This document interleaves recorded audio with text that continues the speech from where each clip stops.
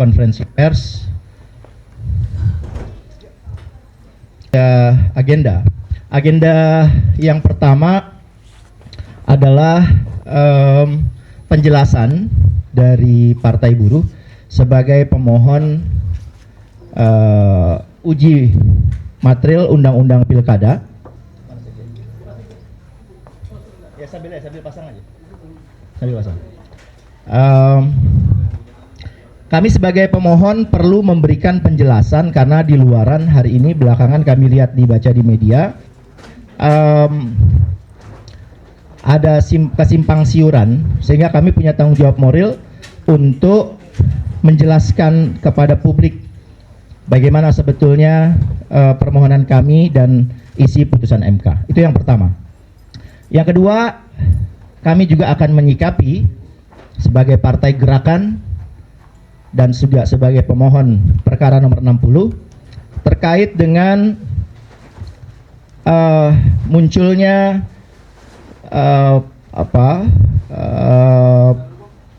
munculnya isu, ya, bahkan sudah dilakukan tadi oleh DPR terkait dengan tindak lanjut putusan MK oleh Balik DPR RI. Dan terakhir nanti akan ditutup dengan penyampaian deklarasi dukungan Partai Buruh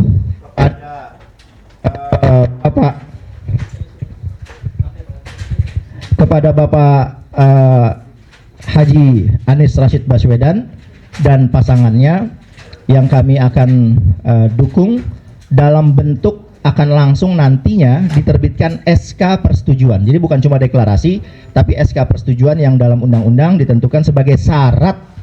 Jadi kalau disebut resmi sebuah partai mendukung itu SK. Kalau nggak ada SK persetujuan, maka deklarasi dan lain-lain itu tentu itu hanya kegiatan politik yang tidak mempunyai dampak hukum.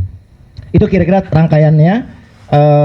Bersama saya sudah, pertama saya perkenalkan dulu, saya Said Salahuddin, saya ketua tim Pilkada Pusat di Partai Buruh, sekaligus sebagai ketua tim kuasa hukum dalam perkara nomor 60 di Mahkamah Konstitusi.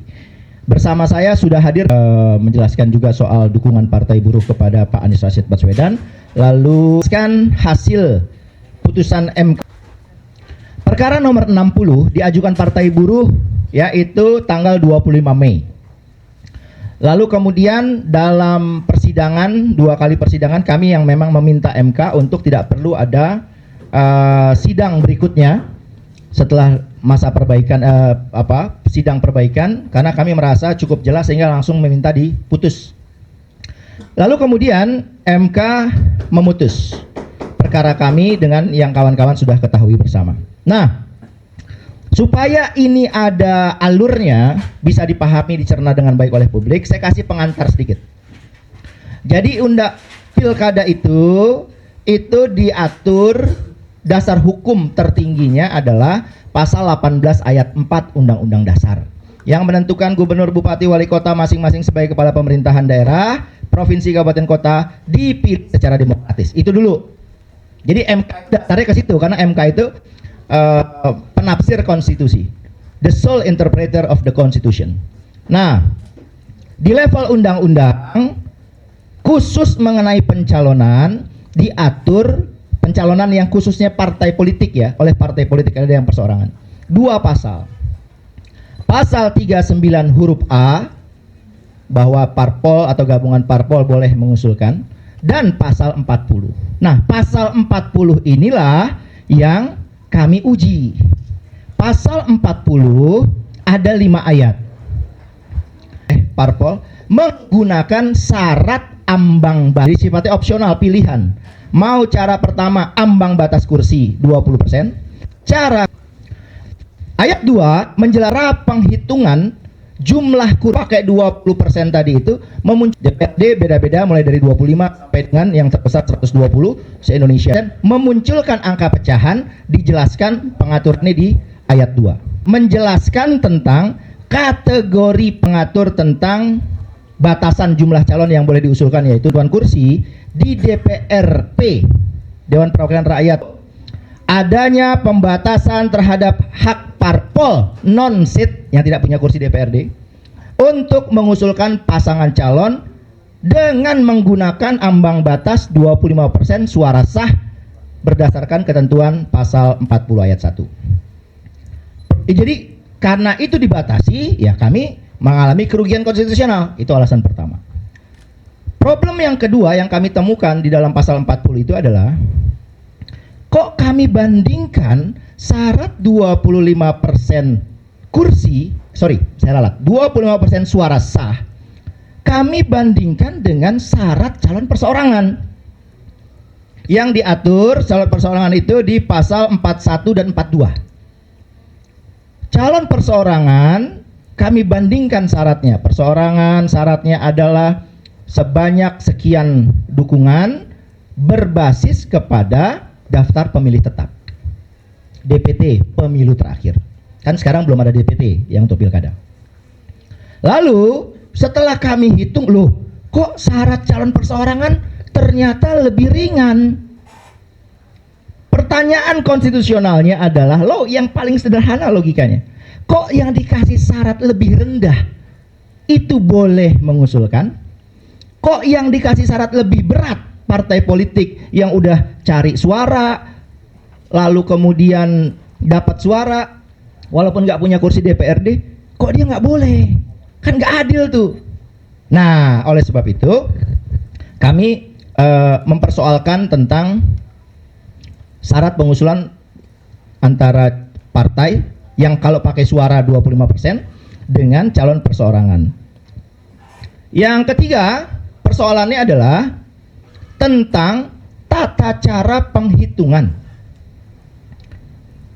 20% kursi, kalau dia hasilnya pecahan sudah diatur di 40 ayat 2. Pertanyaannya, kalau 25% suara menghasilkan angka pecahan, di mana ngaturnya? Nggak ada. Tiga persoalan inilah yang menjadi pokok pikirannya lah kira-kira. Pokok permohonan kami itu ada di situ. Maka kami bilang terhadap persoalan yang pertama tadi, Partai Buruh meminta pembatalan pasal 40 ayat 3. 40 ayat 3 itu tadi yang hanya boleh parpol yang punya kursi saja. MK kabulkan dengan menyatakan pasal 40 ayat 3 inkonstitusional. Itu artinya terhadap pasal 40 ayat 3 permohonan Partai Buruh dikabulkan seluruhnya. Khusus pasal itu karena diterima oleh MK. Lalu MK memutuskan parpol yang tidak punya kursi, ya, baik yang punya kursi maupun tidak punya kursi, ya, harus diberikan hak yang sama. Kalau dia ingin mengusulkan pakai suara yang 25%. Gitu loh. Itulah kenapa pasal 40 ayat 3 yang membatasi parpol non-seat, hanya boleh parpol yang punya seat saja, itu dibatalkan. Konsekuensinya kata MK, parpol punya seat, parpol non-seat, dua-duanya kategori ini boleh mengusulkan calon.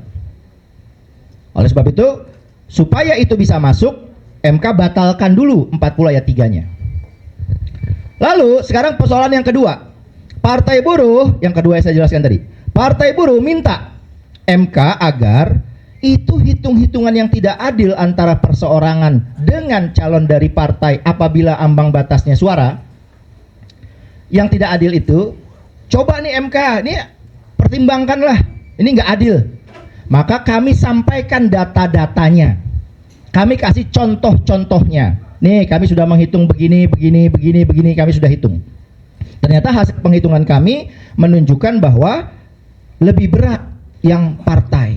Gimana mungkin kok perseorangan lebih ringan boleh, yang lebih berat tidak boleh. Akhirnya MK ya mempertimbangkan dalam putusan nomor 60 itu dengan cara menetapkan persyaratan baru pencalonan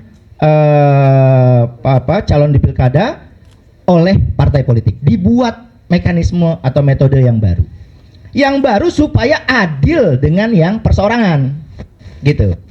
Nah, kata MK agar ada keseimbangan atau ada keadilan, ambang batas persyaratan pencalonan parpol harus disamakan dengan metode metode pengusulan calon perseorangan supaya adil. Kan kita tadi di permohonan bilang nih nggak adil, buktinya begini. Akhirnya kata MK, ya sudah kalau begitu syarat calon dari parpol yang diusulkan parpol itu harus disamakan metodenya dengan calon perseorangan, yaitu berbasis kepada DPT, daftar pemilih tetap. Kan pasal 41 42 mengatur calon perseorangan. 41 syarat calon perseorangan untuk gubernur, wakil gubernur. 42 untuk bupati, wali kota. Harus sama nih kata MK biar adil. Nah, makanya dia bisa sama. Persyaratan ambang batas yang berbasis pada kursi, kata MK, menjadi tidak relevan lagi untuk digunakan. Itu dasarnya kenajutnya pencalonan menggunakan ambang batas kursi. Seperti yang nanti kita akan jelaskan tentang sikap Partai Buruh terhadap praktek politik dan ketentuan lain yang terkait dan terdampak pemberlakuannya harus menyesuaikan pengusulan melalui kursi.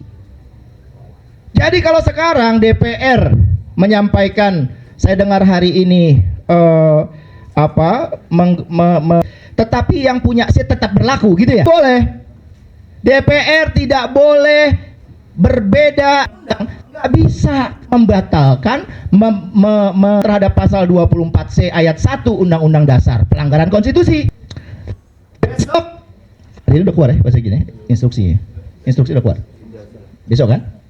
Besok untuk menunjukkan Partai Buruh ya, tanggung jawab moral Partai Buruh sebagai pemohon perkara nomor 60, kami akan mengawal putusan MK dengan berbagai cara sepanjang konstitusional. Salah satunya bisa saya lewat aksi. Besok Partai Buruh akan menggelar aksi besar di depan gedung DPR. Agar ada pihak siapapun yang coba menjegal putusan MK, membelokkan putusan MK, mengambil sepotong-sepotong putusan MK, pasti kami akan lawan dengan cara-cara yang konstitusional. Itu sudah keluar instruksinya dan saya kira teman-teman media sudah dapat informasi tentang itu. Jadi kami harus lakukan sebagai sikap satu, tanggung jawab moral sebagai pemohon. Yang kedua, Partai Buruh didirikan dengan mengedepankan pelindungan hak dalam berdemokrasi. Loh sekarang hak itu sudah dilindungi oleh MK, tiba-tiba mau dirampas lagi, mau dikoyak-koyak lagi, tentu kami nggak bisa terima. Perlu kawan-kawan pahami, di dalam permohonan Partai Buruh kemarin, orang menganggap itu karena Partai Buruh mengalami kerugian. Jadi karena jadi ada satu kemarin tuh hakim, siapa ini yang dissenting opinion tuh, Guntur. Kata Guntur tuh karena ada kepentingan aja Partai Buruh, dia karena nggak punya kursi. Lah kami juga ada yang punya kursi. Kami bukan bilang nggak punya kursi, di tingkat nasional aja kami lebih besar dari banyak partai lain kok suara kita. Tapi karena Partai Buruh nggak mau, demokrasi itu dibajak. Demokrasi itu dikuasai oleh kelompok oligarki, dimonopoli. Itu yang kami nggak setuju. Kenapa kami uji ke MK? Iya betul kami mengalami kerugian karena di daerah tertentu kami nggak bisa mengajukan calon. Tapi lebih dari itu, agenda besarnya Partai Buruh dalam pengujian perkara nomor 60 ini adalah menyelamatkan demokrasi. Kuncinya. Itu tujuan kita, menyelamatkan demokrasi yang sekarang udah terseok-seok. Kalau nggak ada yang ngambil peranan itu, siapa lagi? Ya kami ambil inisiatif itu. Jadi dalam rangka meluruskan kembali. Pak, sebagai partai politik, dalam kurun waktu 2-3 bulan kemarin, kami didatangi oleh para calon-calon kepala daerah. Kami berkomunikasi dengan para pengurus kami di daerah. Yang kami menyimpulkan sudah mulai marak upaya memborong partai. Jadi upaya memborong partai ini karena adanya di pasal 40 ini kan berbahaya. Maka kami lihat teman-teman Partai Buruh sepakat, nggak bisa dibiarkan nih. Maka kita masukkan ke MK supaya aturannya diubah biar demokrasi terselamatkan. Kami nggak setuju dengan upaya untuk memborong partai yang akhirnya nanti rakyat dihadapkan pada kotak kosong. Secara konstitusi MK menyatakan boleh melawan kotak kosong, tapi itu pembodohan. Pembodoh orang kok disuruh milih kotak yang enggak aja. Di mana-mana pemilihan memilih orang untuk memimpin, kok memilih kotak. Jadi kami ingin melawan kebodohan-kebodohan itu. Itu pembodohan betul. kami menolak upaya-upaya calon tunggal. Kami nggak bisa mengatakan kami anti calon tunggal. Karena bisa saja di daerah tertentu memang bisa saja mungkin hari ini mungkin ke depan muncul suatu keadaan di mana masyarakat setuju dengan satu figur yang bagus. Mungkin saja. Yang kami tolak adalah upaya-upaya untuk munculnya calon tunggal melalui cara-cara ya memanfaatkan loophole, lubang-lubang di undang-undang pilkada ini. Nah, itu yang kami coba luruskan di Mahkamah Konstitusi. Kira-kira itu kawan-kawan terkait dengan penjelasan Partai Buruh. Apabila dibutuhkan nanti bisa tanya jawab dulu. Tapi kalau sudah tidak ada, kita masuk. Agenda terakhir ini adalah agenda untuk menyampaikan sikap politik Partai Buruh terhadap kontestasi pilkada di DKI. Ya, sekarang DKJ ya, nggak pakai I lagi ya. DKI aja lah. So kita balikin lagi ibu kota.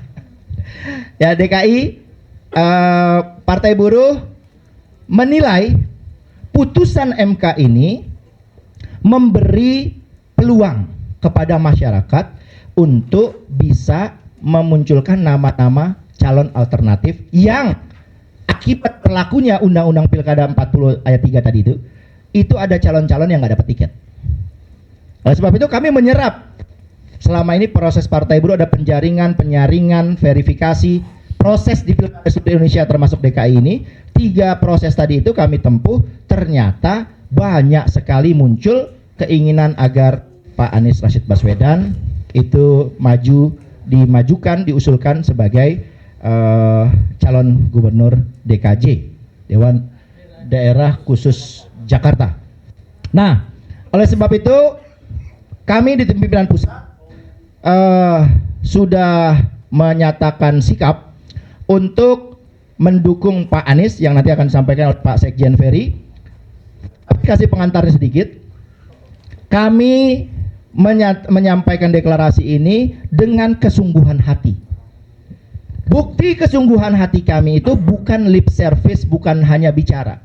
Tapi kami mempersiapkan, nanti saya nggak tunjukin dulu tuh urusannya Pak Sekjen nih soalnya. Kami menyiapkan SK persetujuan yang ditetapkan dalam Undang-Undang Pilkada dan PKPU, SK persetujuan model B KWK, ya. Jadi model B persetujuan parpol KWK. Sampai hari ini di DKI Jakarta saya belum lihat, saya nggak tahu kalau yang lain. Yang sepanjang saya pantau hanya ya kemungkinan kami dukung ini. Kalau Partai Buruh nggak, langsung model B KWK, model B persetujuan. Nah, terhadap persetujuan ini Partai Buruh karena suaranya belum memadai. Berdasarkan putusan MK DKI Jakarta DPT-nya 8,2 juta. Maka berbasis pada putusan MK nomor 60 yang diajukan oleh Partai Buruh, DKI Jakarta itu 7,5%. Dari 7,5%, mana data saya? Buka. Ini mana? Nah, dari ini biar teman-teman juga tahu data. Kami menyiapkan datanya se-Indonesia. Dari totalnya Partai Buruh itu mendapatkan suara Partai Buruh itu adalah 69.980 suara. Dari keharusan 7,5%, suara sah DKI Jakarta itu totalnya adalah 6.065.121. 6.065.121, 6 juta. Nah, Partai Buruh punya 1% lebih. Persisnya adalah 1,15%. 1,15%, suaranya itu 69.980. Ya. Dah, dari data ini tentu Partai Buruh kurang dukungan kalau ingin mengusulkan Pak Anies Baswedan. Oleh sebab itu, rangkaian agenda kami ini juga sebetulnya dalam rangka kami mempelopori, karena kalau nggak ada yang mulai semuanya wait and see. Kenapa begitu? Saudara, kalau Partai Buruh mau kerjasama, satu partai saja, ya, satu partai saja yang levelnya di antara parpol, atau begini, Partai Buruh adalah partai pemimpin di DKI Jakarta untuk kategori non-seat. Non-seat yang tidak punya kursi, totalnya adalah 4,34%. Kalau non-seat dikumpulkan, termasuk Partai Buruh yang tertinggi, Partai Buruh 1,15, digabungkan dengan yang lain, misalnya yang belum ya, Hanura, PKN, gitu ya. Misalnya dikumpulkan termasuk yang lain ya, termasuk Gelora, Umat, PBB, Garuda, totalnya 4,34. Jadi ditambah satu partai yang punya kursi sudah cukup.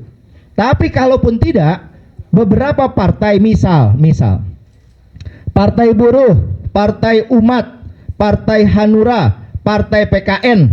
Nah, itu kalau dijumlahkan itu sudah hampir 3%. Ya, coba hitung bulan berapa ini? Ya, 3%. Tinggal tambah sisanya satu partai yang punya kursi aja tuh. Nah, kita tahu ada partai pemenang pemilu legislatif PDIP, itu punya 14,02%. 14% lah. Ya, kalau di media banyak PDIP berapa itu? Bang Boing kemarin 15 atau 16, berapa itu? 15,62 gitu. Itu kursinya. Kalau suaranya kan sekarang nggak pakai kursi, pakai suara. Itu 14%. 14, lebih persisnya 14,02. Suaranya 850.196. Jadi kalau itu bisa, bagus sekali. Lah, oleh sebab itu kawan-kawan, dalam rangka itu, karena Partai Buruh tidak atau belum mencukupi, kami merasa penting untuk memulai ini, ya, memulai ini. Dan ini kami pengusulan Pak Anies ini dengan 4 skenario. Karena kan SK kan harus ditulis namanya. Jadi hari ini kami siapkan 4 skenario. 4 skenario ini nanti akan dibacakan oleh Pak Sekjen Partai Buruh. Suratnya itu ya, keputusan Partai Buruh nomor 60. Jadi nomor 60 SK yang dikeluarkan Partai Buruh seluruh Indonesia kan ada ratusan tuh, ada 546. Nah, kami khususkan nomor 60 sesuai dengan nomor perkara ini untuk Pak Anies Baswedan. Nomor 60 itu akan ada 4 skema. Ya, nanti akan dibacakan oleh Pak Sekjen dukungannya, ya. Ditunjukkan juga contohnya. Kenapa 4? Kan harusnya nggak boleh, kata undang-undang kan hanya satu pasangan calon. Kenapa 4? Karena Partai Buruh tidak bisa mengusung sendiri, maka kami menawarkan yang 4 itu. Silakan partai yang lain nanti memilih. Antara yang 4, 3 ada nama wakil, yang 1 kosong. Kosong itu artinya kami nggak ingin meng-fait accompli. Misalnya ada PDIP, nanti ada partai lain yang suaranya lebih banyak bilang nih Partai Buruh apa-apaan nih, belum, kami aja belum tahu kok, Anda udah memutuskan. Nah, oleh sebab itu kami kasih opsi. Kalau mau dengan si ini, nanti Pak Sekjen yang bacakan. Oke. Mau dengan si ini, oke. Mau dengan si ini, oke. Mau dengan yang tidak ada di sini, oke. Kami kosongin juga. Jadi kami menghormati Pak Anies Baswedan, kami menghormati partai-partai lain dalam pengusungan, karena kami secara politik, kami memahami fatsun politik, tidak mungkin sebagai partai yang suaranya walaupun tertinggi non-seat, tetapi kami belum memadai untuk sampai ke 7,5%. Untuk itu saya persilahkan. Bismillahirrahmanirrahim. Saya Ferry Nuzarli, SESH, sebagai Sekjen Partai Buruh. Pada hari ini Rabu tanggal 21 Agustus jam 17.08 bertempat di Hotel Mega Proklamasi Jakarta, menyampaikan kepada media juga kepada seluruh masyarakat Indonesia, kami berbahagia, berbangga dan berterima kasih kepada Mahkamah Konstitusi yang berpihak pada rakyat pada hari ini. Atas permohonan kami dimenangkan, disetujui sesuai dengan keputusan MK nomor 60. Tentu kami atas nama Partai Buruh seluruh Indonesia, mulai dari kabupaten kota, provinsi, dan pusat, sekarang bekerja keras untuk mengusung, ya sudah bisa mengusung, ya tadinya hanya mendukung, kita sekarang bisa mengusung seluruh calon-calon kepala daerah se-Indonesia, baik di tingkat kabupaten, provinsi, dan pusat. Untuk tingkat daerah khusus Jakarta, kawan-kawan ESCO atau DPD, ya, wilayah DKJ daerah khusus Jakarta, pengurus Partai Buruh daerah khusus Jakarta sudah lama, ya, mengusung, dulu mendukung Pak Anies, ya, untuk didukung menjadi gubernur DKJ. Dan hari ini momen yang tepat, ya, kita bisa mengusung. Tentu kami tambah semangat, ya, Partai Buruh tambah semangat untuk mendukung Pak Anies, karena Pak Anies adalah pilihan buruh. Karena Pak Anies periode yang lalu selalu berpihak pada buruh dan menaikkan upah minimum provinsi, selalu berpihak pada buruh. Tentu ini kami sangat semangat dengan keputusan ini, dan kami akan lawan apabila keputusan kami dirubah atau digoyang atau diganggu. Kami akan kawal terus keputusan ini sampai kiamat pun, kami akan perang. Siapa yang melawan, siapa yang mengubah putusan ini. Karena ini adalah keputusan rakyat, keputusan buruh rakyat kecil, tani, dan nelayan. Karena Partai Buruh itu ada 11 inisiator. Di dalam Partai Buruh itu ada tani, nelayan, buruh, ojek online, guru honorer, mama-mama jamu gendong, pedagang kecil. Itu semuanya berpihak pada kami. Tentu ini membahagiakan kami-kami yang kecil di Indonesia ini.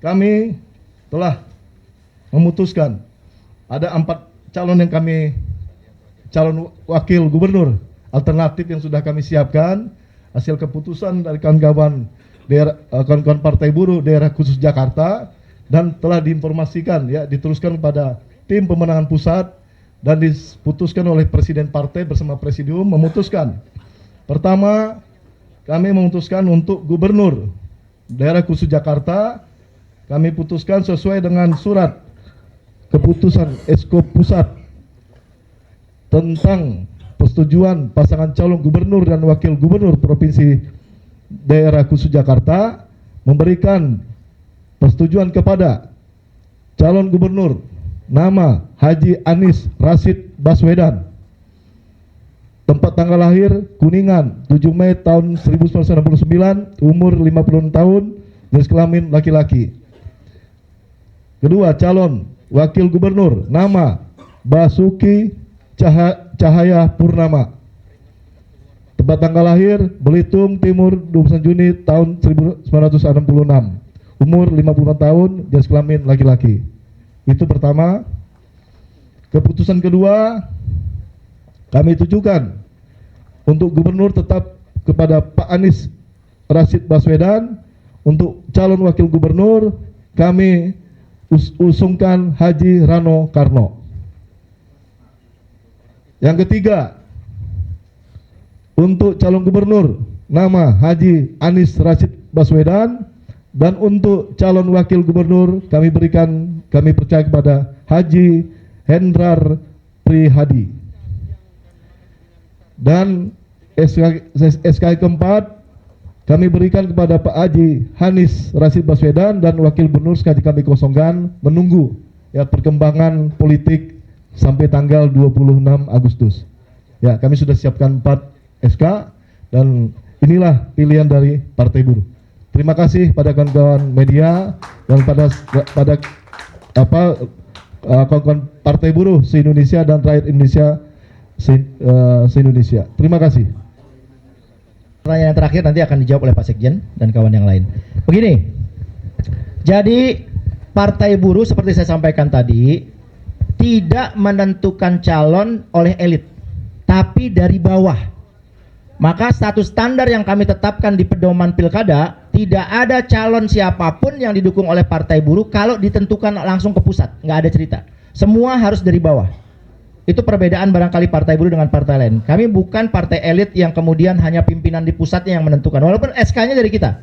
Maka se-Indonesia semua harus pengajuannya dari bawah. Yang tidak mengajukan dari bawah kami tidak proses. Pak Anies Baswedan itu dengan nama-nama calon tadi itu namanya diusulkan dari bawah.